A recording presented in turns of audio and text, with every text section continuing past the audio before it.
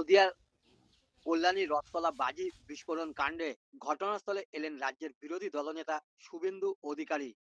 BJP বিধায়ক ও BJP কর্মীদের সঙ্গে নিয়ে ঘটনাস্থল পরিদর্শন করেন শুভেন্দু অধিকারী। এদিন রাজ্য সরকারকে তীব্র কটাক্ষ করেন রাজ্যের বিরোধী দলনেতা শুভেন্দু অধিকারী।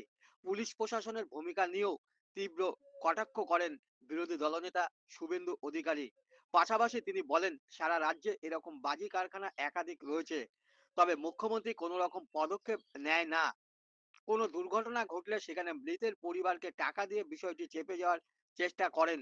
অন্যদিকে রাজ্য সরকারের পক্ষ থেকে নিহতের পরিবার পিছু 2 লক্ষ টাকা দিয়েছে, কিন্তু আজ রাজ্যের বিরোধী দল 2,01,000 টাকা দিয়ে বুঝিয়ে দিচ্ছে বিরোধী দল যেটা পারে রাজ্য সরকার সেটা পারে না। রাজ্য সরকারের উচিত ছিল প্রায় 50 লক্ষ টাকা মৃতের পরিবার পিছু আর্থিক সহযোগিতা করা। আপনি প্রমাণ করতে পারবেন? যাদের নাম বলছেন তারা আগে লাইসেন্সটা দেখান না, এটা বাজির কারখানা ছিল। আর যদি বাজির কারখানা হয়ে থাকে তাহলে খোকন বিশ্বাস গ্রেপ্তার হবে কেন? জন্য যেমন খোকন বিশ্বাস দায়ী, সাথে সাথে কর্তব্য অবহেলার জন্য রাজ্য সরকার, স্থানীয় পুলিশ এবং পৌরসভাও সমান দায়ী। এই ধরনের কারখানা কেন অ্যালাউ করবে? এগরাতে যখন বিস্ফোরণ হলো আমার এলাকায়, মানে পূর্ব মেদিনীপুরে, তখন 9 জন মারা যায়। তখন রাজ্য সরকার কি বলেছিল? বলেছিল এই ঘন জনবসতিপূর্ণ এলাকায় এই ধরনের কারখানাগুলোকে আমরা সরিয়ে নির্দিষ্ট জায়গায় নিয়ে যাব এবং গ্রিন ক্র্যাকারের জন্য করব।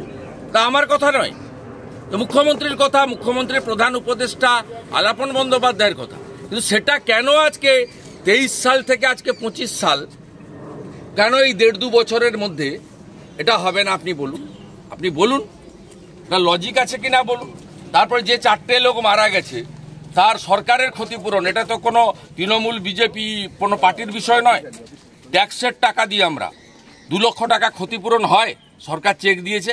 2 লক্ষ টাকা কি হয় আপনি বলুন? 2 লক্ষ টাকা কি হয়? এটা কখনো সরকারের দায়িত্ব? আমি বিরোধী দলনেতা, আমার দায়িত্ব আছে।